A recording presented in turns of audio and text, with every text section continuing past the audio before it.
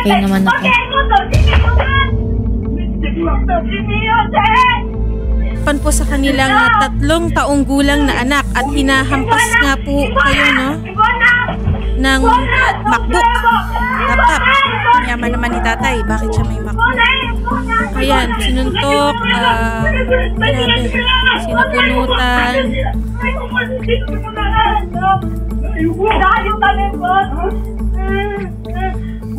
Buti na lang man kahit paano yung gumaganto.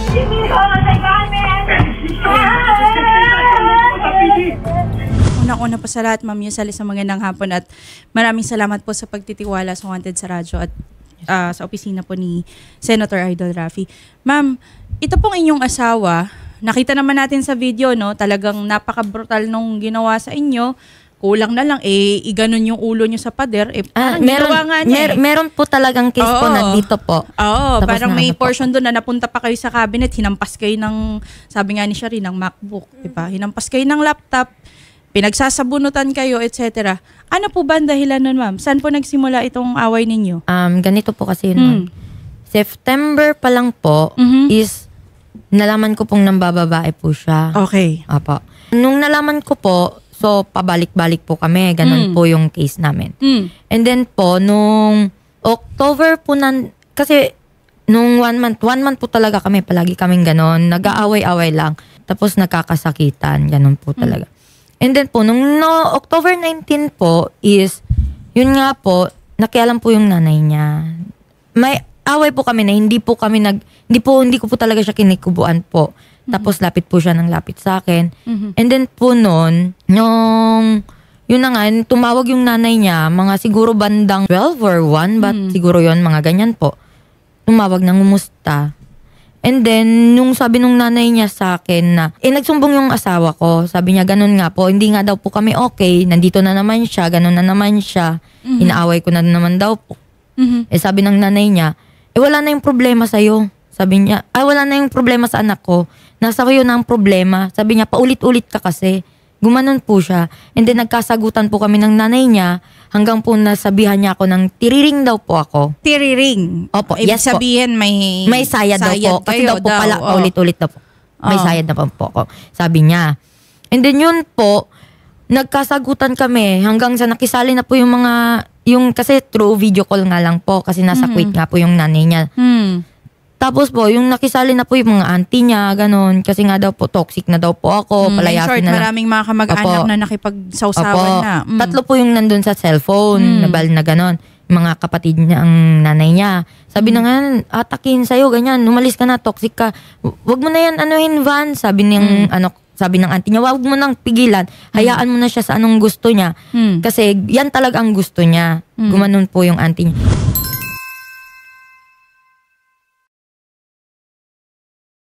Sabi niya, maghanap ka na lang ng ibang babae. Tapos sabi din ng nanay niya, nabibigyan daw niya po ng ibang babae yung anak niya. So, kasi nga, toxic nga daw po ko, palayasin lang daw talaga ako. So, sinagot ko din po siya. Toxic na kung toxic, palisin niyo na lang ako talaga dito. Alis naman talaga ako, hindi niyo naman ako kayang pagtabuyan. Gumanon po ako. Tapos sabi po ng nanay niya, sige, ganyan. Sabi ko, konsentidora ka kasing nanay. Gumanon po talaga ako. Inamin ko naman po. Nagbitawan po kami ng masakit na salita. Tapos po, hanggang sa, sinabihan ko din po yung nanay niya kasi nagsabi yung auntie niya na, ikaw, Yosel, umalis ka na kasi nga, ganun ka, ganyan, ganon. Na high blood sa'yo yung nanay ng asawa mo, ganyan, ganon. Sabi ko, di ma-high blood din siya. O ganon. Kasi sinabihan niya po ako, hanapan niya daw ng ibang babae na asawa ko. So, paano nahantong, ma'am, sa ganong awayan ninyo nung October? October 23 po yan. Kasi po, umalis po talaga ako nung October 19. Pumunta po ako sa Pasunangka, nag-file po ako ng psychological abuse. Pero po, kasi Friday yun eh. So, walang Saturday, Sunday. So, Monday pa daw po ulit. Monday ba yun? Parang ganyan po. Tapos po, etong anak ko po, umalis po talaga ako doon. Umalis po ako sa bahay. Tapos, yung pagkabalik ko nung 21, bumalik lang po talaga ako ulit. Kasi, yung anak ko nga, nagvo-voice call siya sa akin. Sabi niya, Mama, sorry. Kasi, sa ginawa ni Papa, siya po yung nagsusorry. Siya po yung nagsusorry para sa tatay niya na ganun nga po. May record din po ako noon. So, napaisip po ako na kasi nga, may scout yung anak ko, may girl scout. So, umuwi po ako. Pero Tapos po, pag salubong nyo, ganun na ginawa sa inyo ng asawa nyo? hindi pa po. 21 pa po yun. Oh. Pero nagkaanuhan po kami, nagkasagutan po kami noon. Kasi bakit daw ako bumalik ganyan, parang wala lang daw. Ganun. Hindi ko din siya po, as in nagsasagutan din po talaga kami noon. So, ang pinagmulan nito ay yung pakikipag-usap nyo sa magulang niya, sa nanay niya. Opo. Nung bumalik po ako, hindi pa po ako nagsusorry sa kanya. Okay. So, yun yung naghantong doon sa October 21 na nangyari na bugbugan. 23 po, ng gabi. Sige, makausap din natin si Sir Dudley. Yung inyo pong asawa o kinakasama? Asawa ko po. Asawa nyo. Sir Dudley, magandang hapon po. Sir, nakita nyo naman po yung video kanina no, Opo, ng ma'am. ginawa ninyo sa inyong may bahay na si Ma'am Yosel. Opo. Sir, bakit nyo ginawa yun sa inyong asawa? Ma'am, ganito po kasi yung away namin, ma'am, yung sa start. Sinagot niya po kasi yung nanay ko. Before po yun, video na sinin, October 19 po, umalis po yan siya sa bahay kasi nag-away kami. Totoo yun. Hindi ko naman siya pinaalis. Sabi ko, wag, okay lang niya mag-ano si Paano di mama. ako? Ganito, anong sinasabi. Kasi sinagot niya kasi mama ko. Yung time na yun, sabi ng mama ko, musta na kayo, Yosel? Sabi ko, hindi pa okay ma, dahil nga sa kasalanan na ginawa ko, hindi niya matanggap-tanggap. So, sabi ko, sabi ng nanay ko, Yosel, forgive and forget, kawawa yung mga bata niyo, apektado sa away. Yung time na yun, sinigawan niya yung nanay ko, sabi niya, kunin mo yung anak mo yan, isabit mo sa panty mo. Yun ang sinagot niya. Kung bastos ang pagkasagot niya sa nanay ko, nagpuan din yung nanay ko kasi may ano po yun sa heart. Okay. Tapos nasa abroad po yun. And then yun, nag-ano na sila, bangayan na po sila. Sabi ko sa kanya, tama na ma. Sabi ko, sabi niya, aalis na. Tapos pinalaya siya ni mama, alis ka sa bahay. Wala kang respeto. Ganyan. Lahat ng mga gusto mo, binigay sa'yo. Lahat ng mga trap, binigay sa'yo. Okay. So, Sabi Sir niya, Dudley, opo. from the time na nag-away sila, bumalik si Ma'am, I understand ng Ma'am, subsequent... Yes po. Correction ko lang din po. Paano po di ako alis sa poder po nila?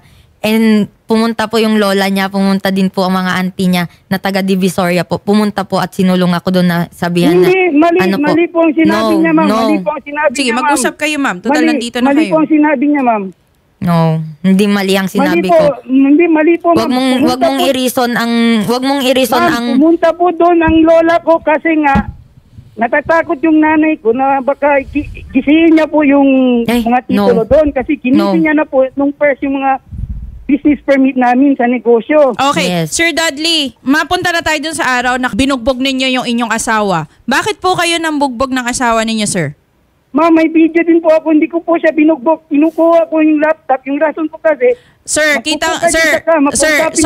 Sir Dudley, sorry ha, hindi ko makita na dahilan para mambugbog, manapak, mangsalpa sa cabinet, sa kung saan man, ma'am, ng yung cabinet babae. ko, ma'am, doon ko po inilagay yung laptop ay yung MacBook na gusto niyang kunin. Sir, meron po kayo dito, nakuha nyo na yung MacBook. In fact, balak nyo pang ihampas sa kanya. Kitang-kita po doon sa video. Kung ang intention mo lang talaga ay kunin yung MacBook doon sa asawa mo, bakit mo pa ihahampas sa kanya? Hindi kasi siya nakikinig sa akin. Ma'am, sabi So ko, pag hindi nakikinig sa'yo, Sir Dudley, hahampasin mo ng MacBook?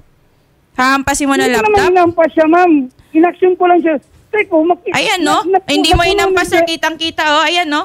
may Ma'am, may video pasal. po. Sir, po ako dito, Sir ma'am, Dudley, sa cellphone, ma'am. ang sinabi mo, gusto mong kunin yung laptop. Ayan, no? Hawak mo na eh. Oh, ano pang kukunin mo? Ang sinabi mo, ang explanation mo, kaya mo ginawa yun sa asawa mo, kasi gusto mo kunin yung laptop. Nandoon niyo. Kitang-kita, nakababa na nga eh. In fact, ikaw pang nagbaba. Nga, ma'am, kunin ko muna yung laptop. Sa kanya naman po yan, binili ko po yan ng cash para sa Wala kanya. namang problema dun, sir. Nakita naman namin, kinuha mo talaga Yun yung nga, laptop. yun nga, ma'am. Oh. May Pagkakuha video mo pa po nga yan, lang, ma'am. bakit mo pa binalikan yung misis mo at pinagsasabunutan mo at pinagsusuntok mo pa? Kasi nga po, ma'am, napuno na ako. Sabi ko sa kanya, manihimik ka, kausapin mo si mama, ibaba mo ang pride mo. Yun ang sabi ko sa kanya, Sir, ma'am. hindi mo ba naisip, Sir Dudley, yung mga anak mo? Ilan yung anak na nandun, ma'am? Dalawa po, ma'am. Dalawang bata nandoon sa sulok at rinig na rinig po sa CCTV footage na umiiyak Dalawang bata ang nakakakita Ma'am, sa ginagawa may mo. video din po doon, sabi ng panganay ko, Mama, magsabi ka na lang ng sorry. Sir, Yun ang sabi. kahit siguro sinong babae, ang gawin mo ng ganun, hindi ako magsosorry sa'yo. Kahit Hindi naman anong sa akin sabihin yun, mo. Sa mother ko naman, ma'am, kasi Regardless, niya. Sir Dudley, regardless, sila po, aminado na si Ma'am Yosel, nakapagbitaw po siya ng masasakit na salita sa nanay mo. Siguro ganun din yung nangyari sa kanila. But it's never a reason. Hindi po yan sapat na dahilan para ganunin ninyo ang inyong asawa. Hindi po, may mali din po ako doon. Sir Dudley, dadahilanan mo pa kami na kukunin mo lang yung laptop. Yung laptop nga, nandun na sa kama eh. Ma'am, may video nga yan, ma'am. Kinuha niya mga gold Yes. doon sa kwarto namin before siya umalis. Yes. Sir, kahit na may video siya, ha? Ang May pinupunto copy din po namin ako. dito, nakuha mo na yung laptop mo, nakuha mo na yung gusto mo, binalikan mo pa yung asawa mo, hahampasin mo pa. Hindi ba yon enough na dahilan para magsampa siya ng kaso sa'yo? Sige, magsampa po siya, ma'am. Talagang magsasampa siya ng Yes kaso. At mukhang desidido ang misis mo. Sir, kahit sinong babae sa sitwasyon niya, ganun ang gagawin. Pwede ba explain ko muna sa... Sige po, ma'am? i-explain niyo ang sarili niyo, sir. Opo. Ganito po yun, ma'am. Ang nangyari doon, ma'am, may ano na kami. Away na po kami noon. Yung time na umalis siya ng October 19, bumalik po yan siya ng 21. Pero 19 po, nagfile na yan siya sa barangay na kami, Psychological abuse. separation daw. Hindi ako pumunta doon. Sabi ko, hindi ako pupunta. Nung 21, 19 na nga po, nag-summon po ang barangay sa akin. Sabi ko, 21, okay, sige, puntahan ko. Pinasikaso ko po muna yung bata kasi may Girl Scout. And then bigla yung tumawag, babalik daw siya. Sabi ko, di ba may ano tayo? Sabi ko, kasi galit nga yan siya, ma'am, hindi niya matanggap-tanggap sa ginawa ko.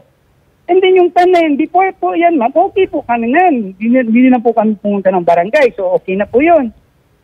Nung kumuha namin yung 20K, ma'am, sa lola ko, kasi pambayad doon sa mga SS, PhilHealth, at saka St. Peter namin. Sabi ko, wala pa tayong booking, wala pa tayong pera. I-ano mo sa papel, lahat ng gagastusin. Kasi yung pera na yun, hiniram po namin doon sa lola ko. Pambayad niya doon. So, yun na. Pinaano niya na lahat. So in short, Sir Dudley, sorry, medyo humahaba po ang usapan. So yun ang dahilan mo kung bakit mo siya binugbog? Hindi po, ma'am. Sabi ko, ang sabi niyo po, ba't kailangan mo pa alam kay mama yung gagastusin? Lahat naman yun, okay, para at least maalaman din niya saan ang pera napunta. So okay yung sa akin. Ang kaso lang po, ang sabi ko sa kanya, magiging ka na lang ng sorry, ma. Bigla siyang naging sabi niya, ba't nga yung maging ng sorry sa kanya? Ano ba siya? Ganun na naman po yung ginawa niya. Kaya, ma, ibaba mo lang ang pride mo. Yes, sir, may sinasabi. Yes, ma'am, may sinasabi ka. May correction lang po ako. Sige po, lakasan niyo po yung sinasabi ninyo. Nung umuwi na nga po kami sa bahay, galing kasi kami sa lola niya. So mga 10 plus po yun. Okay naman kami nung umaga hanggang gabi po talaga okay kami. Pumasyal pa nga po kami sa park. Pasunangka Park. Okay na po, ma'am? And then, pagka po nun, nung kunuha na po namin yung pera, ewan ko, kasi nasa labas lang kami ng anak kong lalaki, bunso namin. So, etong asawa ko, siya lang talaga ang pumunta sa looban. Yun po. And then po, nung pagkalabas po, parang iba na po yung ihip ng hangin. Hindi ko po talaga alam. Parang may na-sense po ako. So, nung tumatakbo na po kami, nagmotor po kasi kami, tinanong ko siya, okay ka lang? Sabi niya, ganun lang siya. Okay lang po. So, nandun na kami sa bahay, tinanong ko siya, una kasi siya bumaba sa kwarto, tinanong ko siya, nandiyan na yung 20K pa? Niya, oo. Sabi niya, ganun. Sabi niya, sa akin na to. Gumanon siya. Sabi ko, bakit? Gumanon ako, bakit? Sabi ko, akin na. Kasi alam mo naman ako nagbabudget eh. So, parang nagtaka din ako. So, sabi niya, lista mo nga. Sabi niya, lista mo nga yung mga babayaran. Sabi ko, bakit? Sabi ko, alam ko naman yan. Alam mo naman na alam mo saan napupunta yan. Kasi alam ko, kasi po ako po talaga nag-hold ng pera namin. So, nung pagkatagalan po, sabi ko, Miyap, hindi, para alam ni mama. Sabi niya, alam ni ma'am. Sabi ko, bakit kailangan pa malaman ng nanay mo? Pera natin yan. Okay. So, linawin ko lang, Ma'am Yosel, kasi para summarize natin, para po sa ating mga manonood. In short, nagsimula ang inyong away dahil talaga sa pakikisawsaw Yes po. Yes ng po. magulang. Yes po. Tama. Yes Mapapera, kung paano pagpapalaki sa anak o kung ano mang usapin, ikaw ayaw mo na nakikialam ang magulang niya, siya, Opo. minasama niya yon. Tama. Kasi po, siya po, lahat po kasi ng ng nanay niya, sa kanya po. So, anong utos ng nanay niya, ganun po. Susundin niya. Opo, ganun po. Okay. So, ewan ko lang po kung ano pong sinabi ng lola niya, nung time na yun, kasi parang nag-iba po talaga ihip ng hangin nung Pagbalik mo. Opo, yung pagbalik po talaga. Kaya nag-trigger doon sa away niyo. Opo. Kaya po, tinanong ko siya, alam naman niya, meron din po yung senaryo na sinabi niya, dapat alam ng nanay ko saan napupunta ng pera. Sabi ko, hindi na kailangan kasi nga, asawa mo ko. Sabi ko gano'n. Okay. Asawa mo ko. So, ikaw, Ma'am Yosel, desidido ka maghain ng reklamo? Yes po. Okay. Sige. Kasi kung ganun, dumiretso na tayo sa ating kapulisan.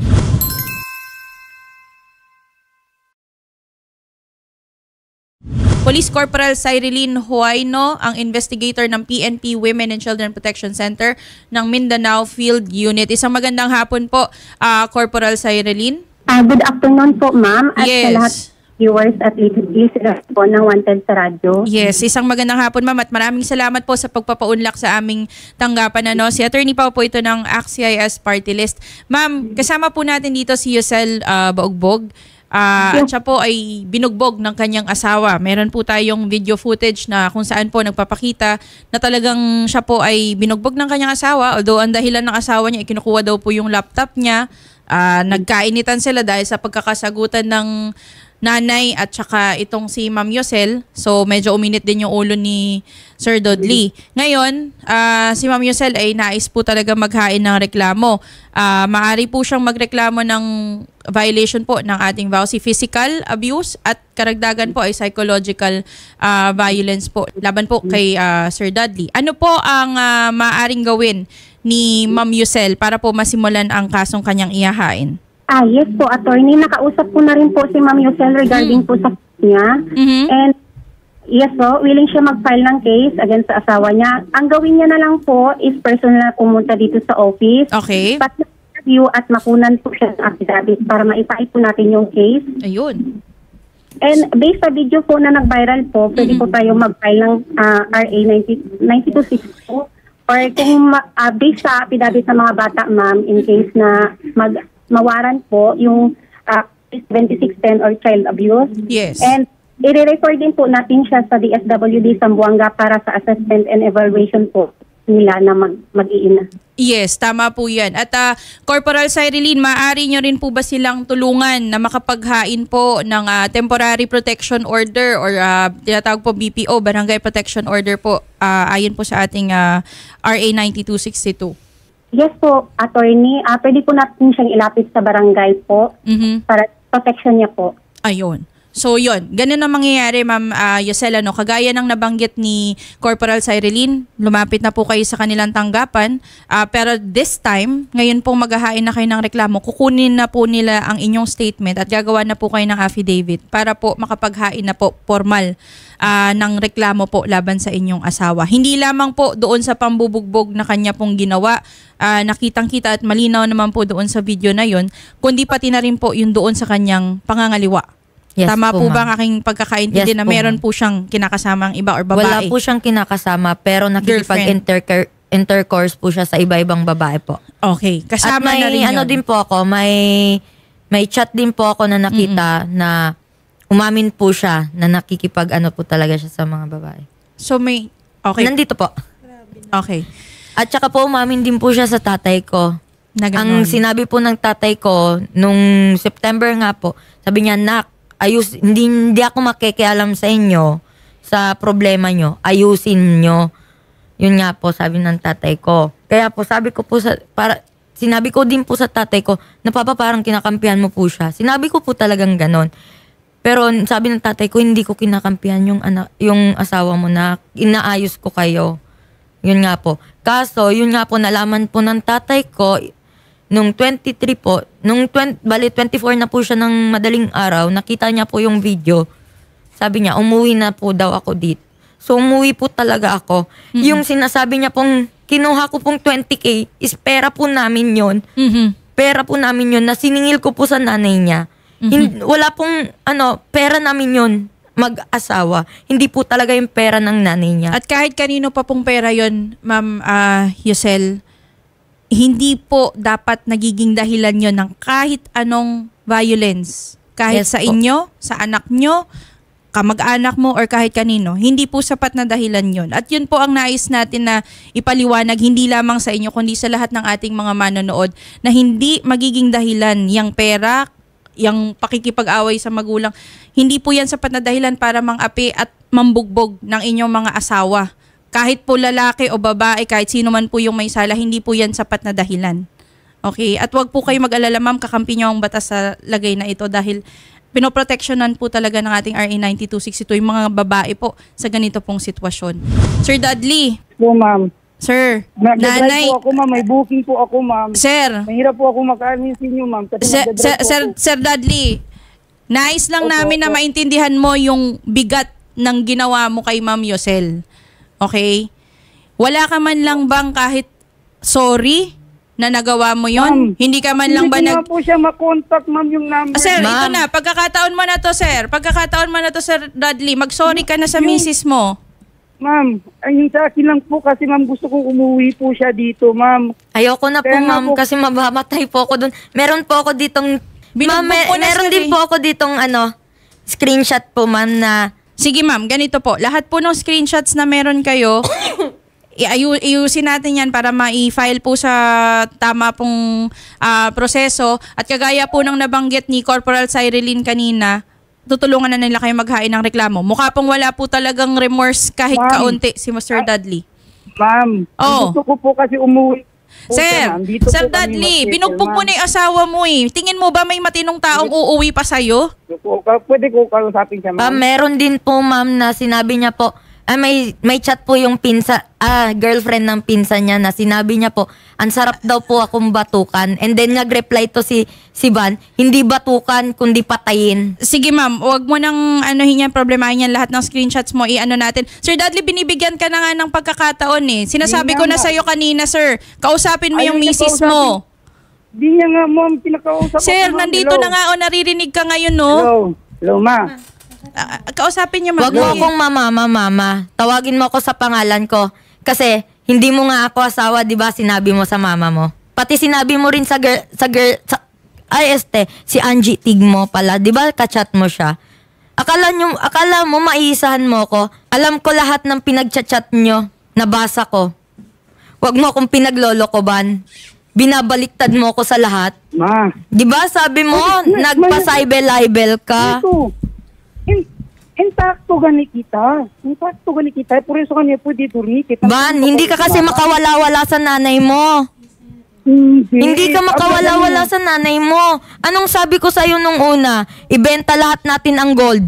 Yung pera na 100K, yung 100K, pwede natin yun simulan sa bahay natin na bumukod. Ayaw mo kasi hindi mo ako kayang panagutan. Gumawa ka ng pamilya mo, pero di mo man lang kami kayang panagutan ng mga anak mo. Sobra ka ba? Sobra lahat ng chat mo. Sinasabihan akong praning ng mga kamag-anak mo. Ano sabi mo? Kukunin mo yung result? Nung nagka-postpartum ako para ako lumabas na mali? Gani conmigo. Ya, okay, ya dejagan niyo contigo pati mama yung kwento. Ya pwede niyo dormir. Pwede magkita pa salin. Okay. Umalis ako pa kasi alam ko mangyayari at maulit ang maulit. Kung di tayo alis sa puder ng nanay mo. Tama. Kasi lahat sila nakikialam. Sige po. Ma'am Yosel, ganito po. Tutulungan po namin kayo maghain ng reklamo. Sir Dudley, binigyan po namin kayo ng pagkakataon. Ayaw nyo po makinig sa inyong misis. Ayaw din niya makinig sa inyo. Siguro mag-usap na lang po kayo sa harap po ng ating kapulisan. Kung saan po maghahain na po tayo ng reklamo. Doon na lang po kayo mag-explain sa isa't isa. Police Lieutenant Colonel Mario Bakiran. Magandang hapon po, Sir Bakiran. Yes, ma'am. Good afternoon po. Narinig ko lahat yung napag-usapan Yes, niyo, ma'am. opo, At pagpasensya. yung opisina naman natin, ma'am, is ready na mag-antay at magbigay ng seguridad kay Ma'am Yosel kung ano man yung araw na uwi siya dito sa Zamboanga. At kami po ay lubos na nagpapasalamat, Lieutenant Colonel Bakiran, sa inyo pong suporta dyan sa WCPC Mindanao Field Unit. Napakabilis po ng inyong aksyon. Kami po ay umaasa, sir, na matulungan natin si Ma'am Yosel na makapaghain po ng reklamo. Kami po dito sa Wanted sa Radyo ay full support kay Ma'am Yosel sa paghahain po ng kaso, at kung nais po niya na makipag-usap pa sa kanyang asawa, we'll try our best para po makapag-usap po silang dalawa. But ultimately, ang goal po namin ay makapaghain po ng reklamo. Yes, ma'am. Inaasahan namin yan, ma'am, na kinagagalak din namin na itulong sa amin itong problema para sa ganun ay bigyan natin siya ng seguridad. If in case man na hindi nila maayos itong problema nila, sa lahat ng support at paghain niya ng kaso ay handa ang opisina po natin para makapag-file siya ng kaukulang kaso laban sa kanyang asawa. Ayun, napakagaling talaga. Maraming salamat po, Police Lieutenant Colonel Mario Bakiran Jr. Maraming salamat, sir. Salamat po, ma'am. Magandang hapon po at mabuhay po kayo. Maraming salamat po at mabuhay din po kayo. Police Corporal Cyrillin Huayno, maraming salamat din po. Siya po ang investigator ng PNP Women and Children Protection Center Mindanao Field Unit. Ma'am, ganito po, kagaya po na nabanggit ko kanina, tutulungan po namin kayo maghain ng reklamo. Yung mister nyo po, nais po niya na mag-usap pa kayo. Ngayon, kausapin namin kayo off-air. Baka kung nais nyo pa makipag-usap sa kanya, we'll give him a chance. Pero kung nais nyo po talagang ituloy yung kaso, ma'am, nandito po kami, back up kami, ma'am. Tuloy natin kung ano yung nais nyong gawin, okay? Sige po. Sige po. Maraming salamat, Ma'am Yosel, sa inyo pong oras ngayong hapon at sa pagtitiwala sa amin. Thank you. Salamat po.